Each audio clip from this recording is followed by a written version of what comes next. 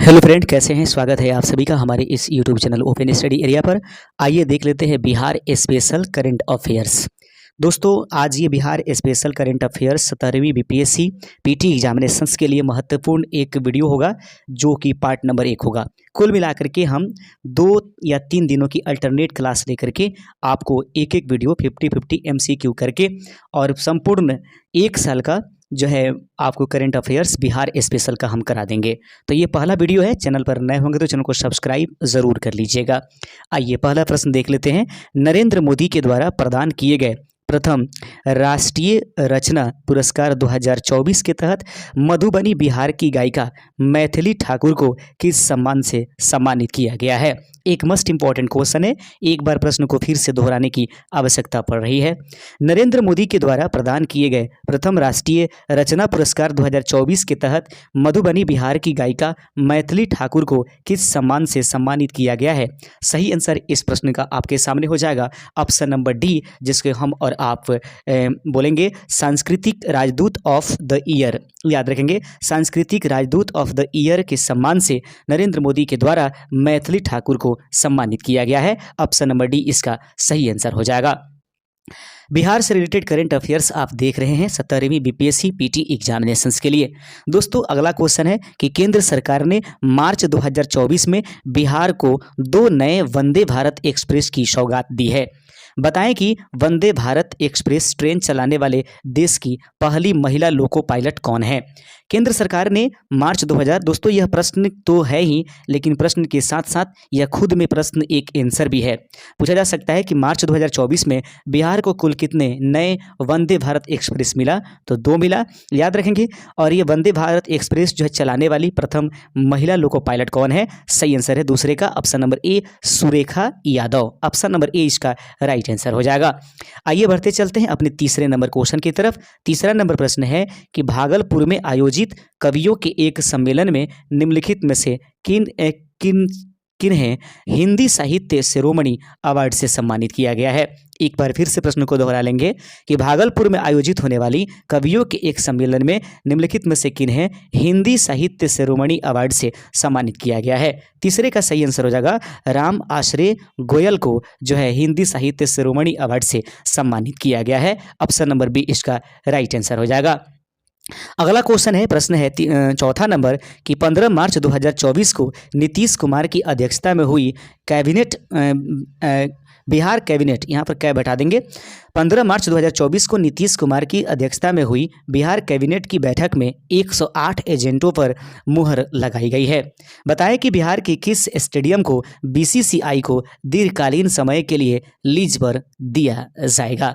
तो सबसे पहले है कि 15 मार्च 2024 को बिहार के कैबिनेट बैठक में कुल कितने एजेंटों पर मुहर लगी हुई है। तो सही आंसर है 108 एजेंट पर जो है मुहर लगी है। उसमें से जो है किस स्टेडियम को बीसीसीआई को दीर्घकालीन समय के लिए लीज पर दिया जाएगा। सही आंसर है Indira Gandhi stadium. Option number B इसका सही आंसर हो जाएगा। अगला क्वेश्चन है 5वां नंबर प्रश्न देखिएगा। 5वां प्रश्न कहता है कि 30वां राष्ट्रीय राज्य निर्वाचन आयुक्त सम्मेलन जो कि 15 से 17 मार्च 2024 तक आयोजित किया गया था, आपको बताना है कि निम्नलिखित में से वह कहां पर आयोजित किया गया। एक बार फिर से प्रश्न दोहरा लेंगे। 30वां राष्ट्रीय राज्य निर्वाचन आयुक्त सम्मेलन 15 से 17 मार्च 2024 तक निम्नलिखित में से कहां आयोजित किया गया है। 5वें का सही आंसर हो जाएगा ऑप्शन नंबर सी, यह बोधगया में आयोजित किया गया है। दोस्तों, अगला क्वेश्चन है कि निम्नलिखित में से कौन बिहार लोक सेवा आयोग यानी बीपीएससी के नए अध्यक्ष बनाए गए हैं। याद रखेंगे, निम्नलिखित में से कौन बिहार लोक सेवा आयोग बीपीएससी के नए अध्यक्ष बनाए गए हैं। सही आंसर है परमार रवि मनु भाई, इसका राइट आंसर हो जाएगा। 7वां नंबर क्वेश्चन है कि 15 मार्च 2024 को बिहार कैबिनेट विस्तार के बाद निम्नलिखित में से कौन बिहार के नए शिक्षा मंत्री बनाए गए हैं। 7वें का सही आंसर हो जाएगा ऑप्शन नंबर आपके पास है दोस्तों, इसका राइट ऑप्शन नंबर 7वें का ऑप्शन नंबर ए, सुनील कुमार को। 15 मार्च 2024 को बिहार कैबिनेट विस्तार के बाद निम्नलिखित में से कौन बिहार के नए शिक्षा मंत्री बनाए गए हैं। सुनील कुमार इसका राइट आंसर हो जाएगा।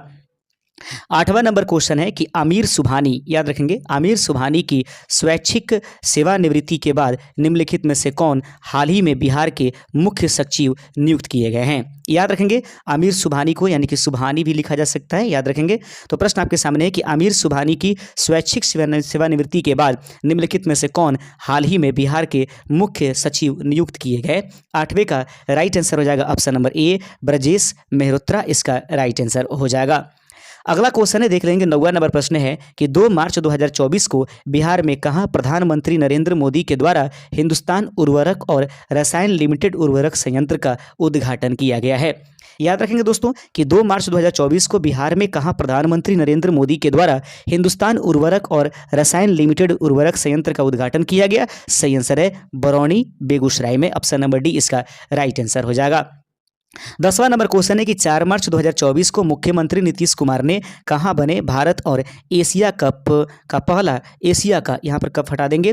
4 मार्च 2024 को मुख्यमंत्री नीतीश कुमार ने कहां बने भारत और एशिया का पहला डॉल्फिन रिसर्च सेंटर का उद्घाटन किया है? सही आंसर है ऑप्शन नंबर ए, पटना में उन्होंने इसको उद्घाटन किया है। अगला क्वेश्चन है कि बिहार सरकार की नवीनतम घोषणा के अनुसार राज्य के खिलाड़ियों को सालाना अधिकतम कितने रुपए छात्रवृत्ति के रूप में दी जाएगी? प्रश्न बहुत इंपॉर्टेंट है कि बिहार सरकार की नवीनतम घोषणा के अनुसार राज्य के खिलाड़ियों को सालाना अधिकतम कितने रुपए की छात्रवृत्ति दी जाएगी? सही आंसर है ऑप्शन नंबर आपके पास डी, यानी कि लगभग 20 लाख रुपए तक की छात्रवृत्ति देने की बात कही गई है। अगला क्वेश्चन आपके सामने है, पुस्तक नीम का शहद के लेखक कौन है जिनका विमोचन नीतीश कुमार के द्वारा किया गया है? पुस्तक नीम का शहद के लेखक निम्नलिखित में से कौन है जिसका विमोचन नीतीश कुमार के द्वारा किया गया? 12वें का सही आंसर है डॉक्टर राजवर्धन आजाद जो हैं इसके लेखक हैं। अगला क्वेश्चन है 13वां नंबर प्रश्न देख लीजिएगा। 13 नंबर क्वेश्चन कहता है, मुख्यमंत्री नीतीश कुमार ने बिहार में कार्बन उत्सर्जन में कमी की रणनीतियों पर मसौदा रिपोर्ट जारी की है। रिपोर्ट के अनुसार कब तक शुद्ध शून्य उत्सर्जन प्राप्त करने का लक्ष्य रखा गया है? एक थोड़ा सा गंभीर क्वेश्चन है, इसलिए इसको दोबारा दोहराएंगे। मुख्यमंत्री नीतीश कुमार ने बिहार में कार्बन उत्सर्जन में कमी की रणनीतियों पर मसौदा रिपोर्ट जारी की है। रिपोर्ट के अनुसार कब तक शुद्ध शून्य उत्सर्जन प्राप्त करने का लक्ष्य रखा गया है? 13 नंबर प्रश्न का सही आंसर है ऑप्शन नंबर ए, 2070 तक। आगे बढ़ते चलते हैं। 14 नंबर प्रश्न है कि 12 मार्च 2024 को प्रधानमंत्री नरेंद्र मोदी ने वीडियो कॉन्फ्रेंसिंग के माध्यम से अस्थावा रेलवे स्टेशन का लोकार्पण किया है। बताइए कि यह बिहार के किस जिले में अवस्थित है? प्रश्न है कि 12 मार्च 2024 को प्रधानमंत्री नरेंद्र मोदी ने वीडियो कॉन्फ्रेंसिंग के माध्यम से अस्थावा रेलवे स्टेशन का लोकार्पण किया है। बताएं कि यह बिहार के किस जिला में अवस्थित है? सही आंसर हो जाएगा दोस्तों इसका ऑप्शन नंबर आपके सामने 14 नंबर प्रश्न का ऑप्शन नंबर बी, यह नालंदा में उपस्थित है। आगे बढ़ते चलते हैं। अगला नंबर क्वेश्चन है, प्रश्न है 15 नंबर। 11 मार्च 2024 को आयोजित बिहार सड़क सुरक्षा परिषद की बैठक में जारी एक रिपोर्ट के अनुसार बताएं कि 2020 की तुलना में 2023 में सड़क दुर्घटना में कितना प्रतिशत की वृद्धि हुई है? दोस्तों प्रश्न है कि 11 मार्च 2024 को आयोजित बिहार सड़क सुरक्षा परिषद की बैठक में जारी जो रिपोर्ट है उसके अनुसार 2020 से 2023 की तुलना करें तो सड़क दुर्घटना में कितना प्रतिशत की वृद्धि हुई है? सही आंसर है ऑप्शन नंबर ए, 2% का वृद्धि मापी गई है। 16 नंबर क्वेश्चन है, किस तिथि को बिहार म्यूजियम पटना में नारी शक्ति को दर्शाने वाले रेस्ट्रोस्पेक्टिव प्रदर्शनी की शुरुआत की गई है? किस तिथि को बिहार म्यूजियम पटना में नारी शक्ति को दर्शाने वाली रेस्ट्रोस्पेक्टिव प्रदर्शनी की शुरुआत की गई है? 16 का सही आंसर हो जाएगा ऑप्शन नंबर बी, 9 मार्च 2024 इसका राइट आंसर हो जाएगा। 17 नंबर क्वेश्चन आपके सामने है कि बिहार के 22वें एवं मौजूदा मुख्यमंत्री नीतीश कुमार 7 से 11 मार्च 2024 तक कहां के दौरे पर थे? याद रहेंगे बिहार के 22वें एवं मौजूदा मुख्यमंत्री नीतीश कुमार 7 से 11 मार्च 2024 तक कहां के दौरे पर गए थे? लंदन इसका राइट आंसर हो जाएगा। 18 नंबर क्वेश्चन है कि 20 मार्च को विश्व गौरैया दिवस मनाया गया। याद रखेंगे क्वेश्चन पूछ सकता है कि विश्व गौरैया दिवस कब मनाया जाता है? 20 मार्च को। यह किस राज्य की राजकीय पक्षी है? सही आंसर आप सभी जानते होंगे ऑप्शन नंबर ए, बिहार की। 19 नंबर क्वेश्चन है कि केंद्रीय ग्रामीण विकास मंत्रालय ने 1 अप्रैल 2024 से बिहार और झारखंड की मनरेगा मजदूरों के लिए दैनिक मजदूरी दर कितना निर्धारित किया है? यानी कि कितना यहाँ पर होगा? केंद्रीय ग्रामीण विकास मंत्रालय ने 1 अप्रैल 2024 से से बिहार और झारखंड की मनरेगा मजदूरों के लिए दैनिक मजदूरी कितना निर्धारित किया? सही आंसर है ऑप्शन नंबर डी, 245 रुपये प्रतिदिन के हिसाब से। 20वां नंबर क्वेश्चन आपके सामने है कि 9 अप्रैल 2024 को बिहार राज्य आपदा प्रबंधन प्राधिकरण की ओर पर्यावरण संरक्षण एवं पारिस्थितिकी विकास में उन सहभागिता पर कौन सा कार्यक्रम आयोजित किया गया है? सही आंसर है जन सहभागिता पर कौन सा कार्यक्रम आयोजित किया गया? 20वें का सही आंसर आपके सामने ऑप्शन नंबर बी, इनसे मिलिए। आगे क्वेश्चन देख लेते हैं। 21 नंबर प्रश्न है कि बिहार से संबंध रखने वाले भारतीय मूल के 4 अमेरिकी को कहां अवस्थित भारतीय महावाणिज्य दूतावास में बिहार विश्व गौरव सम्मान से सम्मानित किया गया है? सही आंसर है कि यह सम्मान उन लोगों को न्यूयॉर्क में प्रतिपादित किया गया, यानी कि उनको प्रदान किया गया है। अगला क्वेश्चन है, बिहार के किस जिले के झंझारपुर में स्वर्णिम मिथिला समिट 2024 का आयोजन किया गया? बिहार के किस जिले में झंझारपुर में स्वर्णिम मिथिला समिट 2024 का आयोजन किया गया है? सही आंसर है यह मधुबनी में आयोजित किया गया, ऑप्शन नंबर बी इसका राइट आंसर है। अगला क्वेश्चन है 23 नंबर प्रश्न है कि बिहार के किस प्रसिद्ध सामाजिक उद्यमी को वर्ल्ड इकोनॉमिक फोरम ने वर्ष 2024 का यंग ग्लोबल लीडर घोषित किया? अगला प्रश्न फिर से देख लेते हैं कि बिहार के किस प्रसिद्ध उद्यमी को वर्ल्ड इकोनॉमी फोरम ने वर्ष 2024 का यंग ग्लोबल लीडर घोषित किया? सही आंसर है शरद विवेक सागर को उद्यमी यानी कि ग्लोबल लीडर घोषित किया गया, ऑप्शन नंबर सी इसका राइट आंसर है। 24 नंबर प्रश्न है दोस्तों कि निम्नलिखित में से बिहार में कहां दक्षिण एशियाई पुरातत्व समिति के 8वें अंतर्राष्ट्रीय सम्मेलन का आयोजन किया गया है? निम्नलिखित में से बिहार में कहां दक्षिण एशियाई पुरातत्व समिति के 8वें अंतर्राष्ट्रीय सम्मेलन का आयोजन किया गया है? 24 का सही आंसर है ज्ञान भवन पटना में यह आयोजन किया गया था। 25वां नंबर क्वेश्चन आपके सामने है कि बिहार के किस जिले में मूल निवासी हरेंद्र सिंह को भारतीय राष्ट्रीय महिला हॉकी टीम का कोच नियुक्त किया गया है? बिहार के किस जिले के मूल निवासी हरेंद्र सिंह को भारतीय राष्ट्रीय महिला हॉकी टीम का कोच नियुक्त किया गया है? 25वें का सही आंसर हो जाएगा कि वे सारण जिला के रहने वाले हैं। आगे बढ़ते चलते हैं। 26 नंबर प्रश्न आपके सामने है कि नवीनतम रिपोर्ट के अनुसार बिहार में वर्ष 2020 से मार्च 2024 तक ऑनलाइन वित्तीय धोखाधड़ी में कौन सा जिला शीर्ष पर रहा है? नवीनतम रिपोर्ट के अनुसार बिहार में वर्ष 2020 से मार्च 2024 तक ऑनलाइन वित्तीय धोखाधड़ी के मामले में कौन सा जिला शीर्ष पर अपना स्थान बनाया है? सही आंसर है नालंदा। आगे बढ़ते चलते हैं। 27वें नंबर क्वेश्चन है कि बेगूसराय में आयोजित 52वें national senior men's handball championship 2024 का खिताब दिल्ली को हराकर किस टीम ने अपने नाम किया? सही आंसर है बिहार, ऑप्शन नंबर ए इसका राइट आंसर हो जाएगा।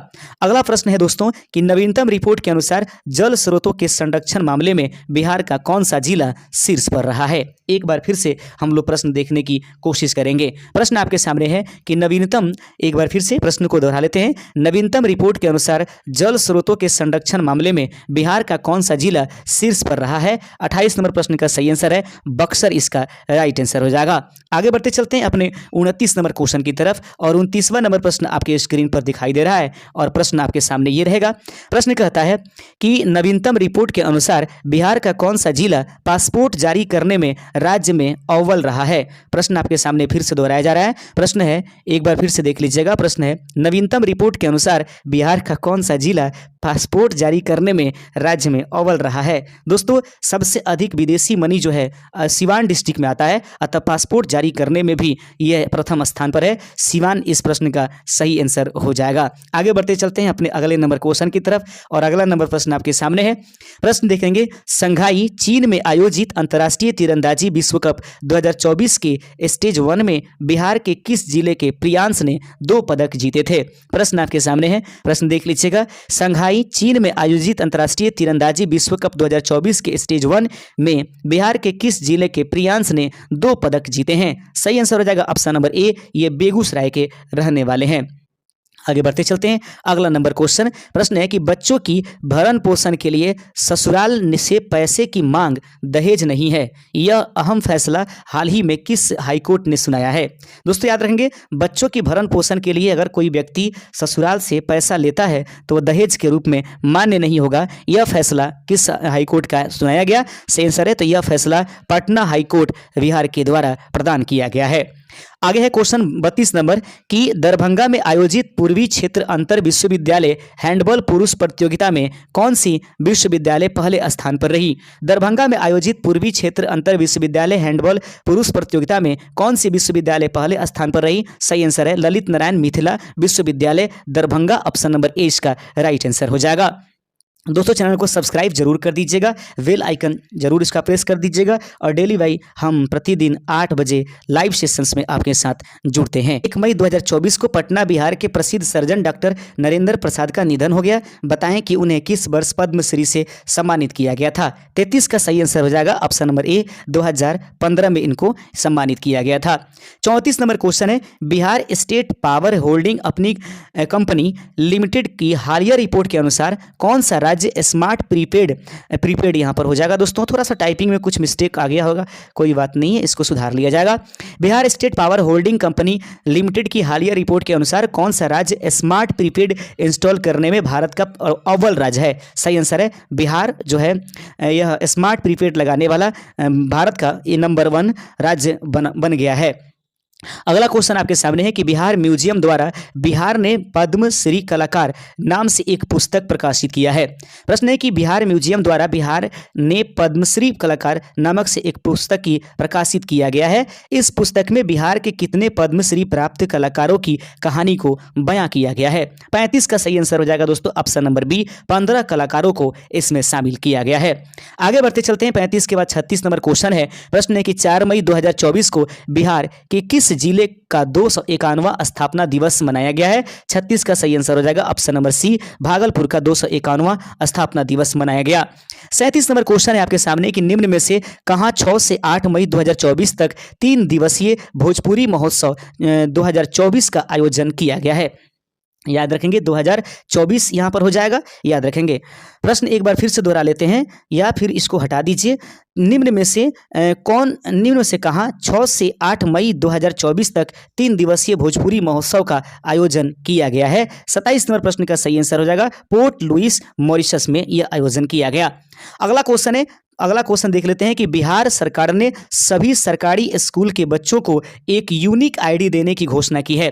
बिहार सरकार ने सभी सरकारी स्कूल के बच्चों को एक यूनिक आईडी देने की घोषणा की है। इस पर विशेष जानकारी एकत्र करने के लिए बिहार शिक्षा विभाग के अधिकारियों की टीम कहां गई थी। सही आंसर है कि यह चेन्नई में गई हुई थी। 39 नंबर प्रश्न आपके सामने है और ये प्रश्न कम लेकिन कई प्रश्नों का मतलब एक कुल मिलाकर कहेंगे स्ट्रॉन्ग जोन है जहां से प्रश्न आपके पूछे जा सकते हैं। प्रश्न यहाँ पर है कि 5 जनवरी 2052 को पटना में जन्मे, यानी याद रखेंगे पटना में जन्मे। एक बार फिर से एकदम गौर से इस प्रश्न को देखिएगा, अपने आप में एक बहुत मस्त इंपॉर्टेंट क्वेश्चन है। 5 जनवरी 1952 को पटना में जन्मे बिहार के पूर्व उप मुख्यमंत्री सुशील कुमार मोदी। तो पहला प्रश्न हो जाएगा कि उप मुख्यमंत्री सुशील कुमार मोदी का जन्म कहाँ हुआ था, पटना में। कब हुआ था? 5 जनवरी 1952 ईस्वी को।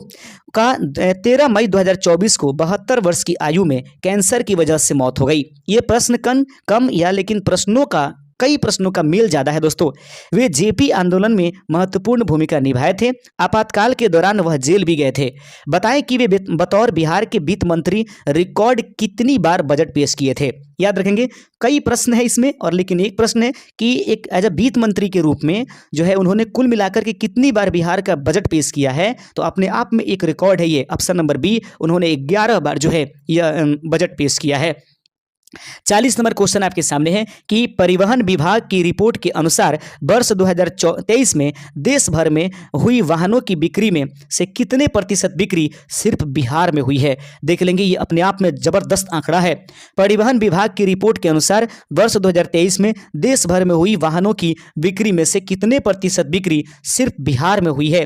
40 का सही आंसर हो जाएगा ऑप्शन नंबर डी, यानी कि 5.38% वाहनों की बिक्री सिर्फ बिहार में हुई है। अगला क्वेश्चन है कि निम्नलिखित में से कौन बिहार व देश के पहले डिजिटल भिखारी के रूप में भारतवर्ष में प्रसिद्ध थे जिनका हाल ही में निधन हो गया है। याद रखेंगे निम्नलिखित में से कौन डिजिटल भिखारी के रूप में जाने जाएंगे, बिहार से रहने वाले थे, पूरे भारतवर्ष में प्रसिद्ध थे, उनका निधन हो गया, उनका नाम राजू प्रसाद था। आगे बढ़ते चलते हैं।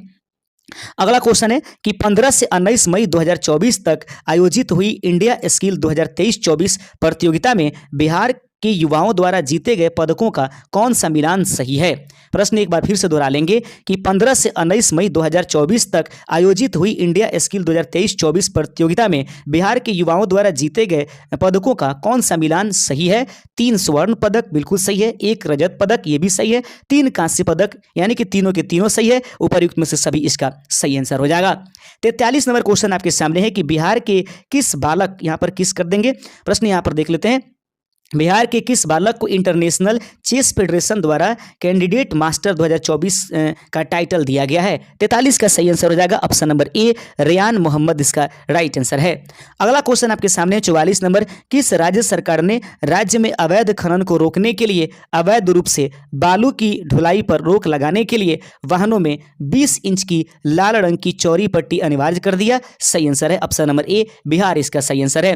45 नंबर क्वेश्चन है कि बिहार में सरकारी स्कूली बच्चों को अब सप्ताह में एक दिन मंगलवार को मिड डे मील में गर्म दूध भी पीने को मिलेगा। बताएं कि पूरे भारत में मिड डे मील योजना की शुरुआत कब की गई थी। सही आंसर है मिड डे मील योजना की शुरुआत 1995 में किया गया था। किस राज्य से किया गया, अगर आपको जानकारी है तो प्लीज जरूर इसको हमें कमेंट कर दीजिएगा। 46 नंबर क्वेश्चन आपके सामने है कि महिला एवं बाल विकास मंत्रालय द्वारा जारी एक रिपोर्ट के अनुसार हेल्पलाइन 181 पर संकट में फंसी महिलाओं द्वारा किए गए शिकायत के समाधान में बिहार पुलिस का रिस्पांस रेट क्या है। इससे बिहार पुलिस की जो है अवेकनेस जो है उजागर होती है देश के सामने। देख लेंगे दोस्तों, महिला एवं बाल विकास मंत्रालय के द्वारा एक रिपोर्ट जारी किया गया है जिसमें हेल्पलाइन 181 पर महिलाओं ने जो अपने रिपोर्ट दायर किए हैं, शिकायत दायर की हैं अपने संकट से संबंधित, उसमें महज बिहार सरकार के द्वारा रिस्पांस 1.1% मामले पर लिया गया है।